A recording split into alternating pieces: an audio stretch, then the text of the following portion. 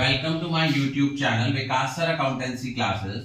Today I am going to discuss about the numerical of calculation of cash flow from operating activities. अब हमने क्या देखना है कैसे ऑपरेटिंग एक्टिविटी का निकालना है। सपोज ये पर्टिकुलर्स दिए हैं, ये हमें दिया है 31/3/2023 की आइटम, ये दिया है 31/3/2022 की आइटम। यहां दिया है balance in statement of profit and loss. Suppose ये बैलेंस दिया है 50,000, ये बैलेंस दिया है 70,000। यहां दिया हुआ है सपोज 1,50,000 बैलेंस दिया है और ये दिया है 70,000। यहां लिखा हुआ है जनरल रिजर्व। जनरल रिजर्व का हमें ओपनिंग बैलेंस दिया है 80,000, क्लोजिंग बैलेंस दिया है 1 लाख। यहां दिया है प्रोविजन फॉर टैक्सेशन, उसका 70,000 और 50,000। उसके बाद हम लोगों को गिवन है सपोज हमें दिया हुआ है ट्रेड रिसीवेबल्स। ट्रेड रिसीवेबल्स है हमारा 2 लाख का क्लोजिंग है, 2.5 लाख का ओपनिंग है। इन्वेंट्री दी है 30,000 और 50,000 की। उसके बाद हमें करंट इन्वेस्टमेंट दी हैं 30,000 और 20,000 की, ये कैश है। उसके बाद नेक्स्ट हमें दिया हुआ है ट्रेड पेबल्स। ट्रेड पेबल्स हमें दिया हुआ है 20,000 और 70,000। और उसके बाद हमें दिए हैं आउटस्टैंडिंग एक्सपेंसेस दिए हैं। आउटस्टैंडिंग एक्सपेंसेस होते हैं दिए हुए हैं सपोज 7,000 और 5,000। अब देखो सबसे पहले जो चीज हमने कैलकुलेट करनी है वो क्या है। सबसे पहले इस क्वेश्चन में जो हमने कैलकुलेट करना है वो कैलकुलेट करना है net profit before tax and extra ordinary items. अब आपको भी पता है कि हमने वो कैसे कैलकुलेट करना है। उसके लिए हमें चाहिए नेट प्रॉफिट। हमें देखो बैलेंस दिया है statement of P and L का क्लोजिंग और ओपनिंग। क्लोजिंग में से ओपनिंग माइनस किया, ये हमारे पास आ गया 80,000 का। फिर हमने देखो add transfer to reserve. Transfer to general reserve कितना है, जनरल रिजर्व का ओपनिंग बैलेंस था 80,000, क्लोजिंग बैलेंस हो गया 1 लाख। इट मीन हमने सारे साल में कितना ट्रांसफर किया 20,000। ऐड प्रोविजन फॉर टैक्सेशन, हमें 2 सालों की दी है करंट ईयर और प्रीवियस ईयर। तो जो करंट ईयर वाली है वो हमने लेनी है, दैट इज 70,000। अब यहां पे देखा जाए तो हमारे पास हमने माइनस क्या करना होता है, रिफंड ऑफ टैक्स। और अगर कोई एक्स्ट्राऑर्डिनरी आइटम क्रेडिट है वो गिवन नहीं है। तो 80,000 प्लस 20,000 1 लाख, 1 लाख प्लस 70,000 ये हमारे पास आ गया 1,70,000। अब हमने इनमें ऐड करना है non cash and non operating expenses. Non cash and non operating expenses suppose कर लो अगर यहां पे एक बैलेंस शीट बनी होती और बैलेंस शीट के पर्टिकुलर्स में हमें दिया होता 10% डिबेंचर्स। ओपनिंग बैलेंस था 1,50,000 का, क्लोजिंग बैलेंस है 2.5 लाख का। तो हमने हमेशा जो इंटरेस्ट ऑन डिबेंचर है वो किस पे लगाना है, ओपनिंग बैलेंस पे।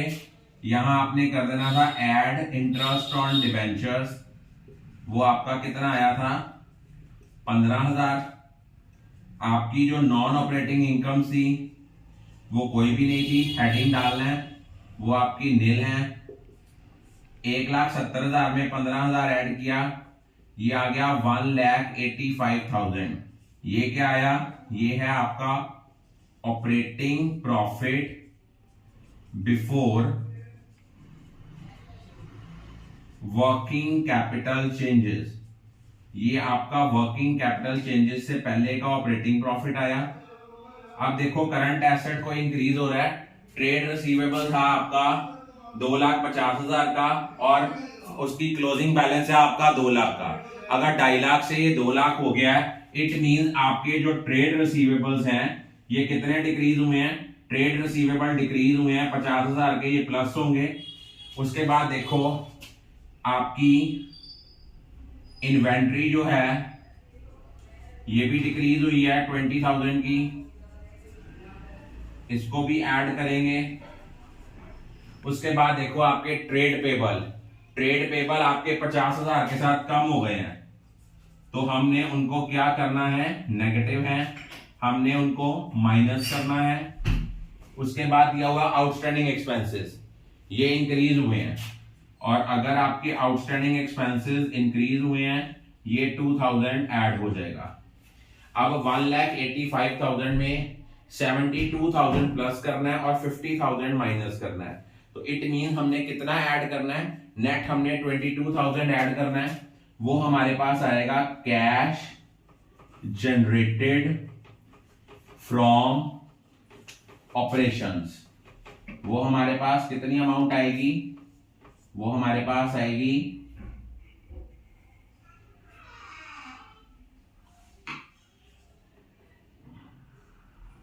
2,07,000।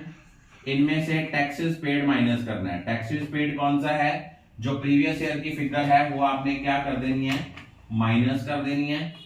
अगर हमारा नेट बैलेंस पॉजिटिव आ गया तो यहां आपने लिख देना है cash flow from operating activities.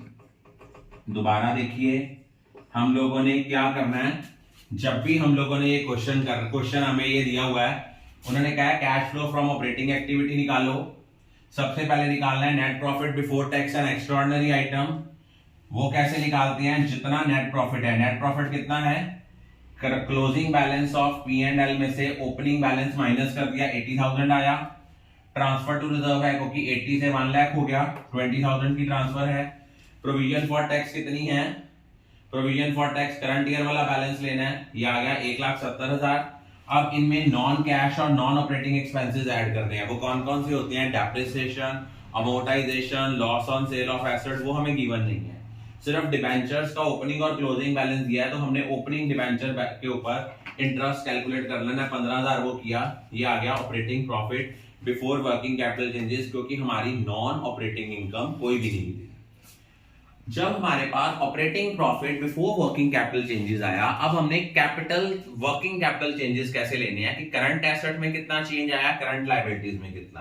अगर तो करंट एसेट इंक्रीज होंगे वो माइनस होंगे, डिक्रीज होंगे तो प्लस होंगे।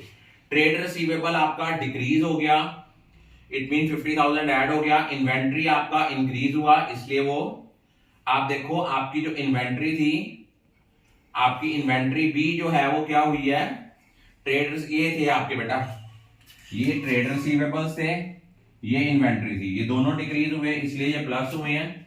ट्रेड पेबल आपके डिक्रीज हुए हैं इसलिए ये माइनस है, लेकिन आउटस्टैंडिंग एक्सपेंस भी करंट लायबिलिटी है वो आपकी इंक्रीज हुई है, वो प्लस है। ये सब कुछ करने के बाद जो आएगा that is cash generated from operations. इनमें हमने टैक्सेस पेड माइनस करना है। अगर हमें करंट ईयर का बैलेंस दिया और प्रीवियस ईयर का बैलेंस दिया है तो हमने प्रीवियस ईयर के बैलेंस को माइनस कर लेना है। अगर तो हमारा बैलेंस जो है हमारे पास, देखिए यहां पे cash flow from operating activity कितना आया है, ये आया है 1,57,000। अगर ये पॉजिटिव आया है तो cash flow from operating activity, negative आएगा तो cash used in operating activity. ये देख लेना बेटा ध्यान से। I think all of you are clear about it.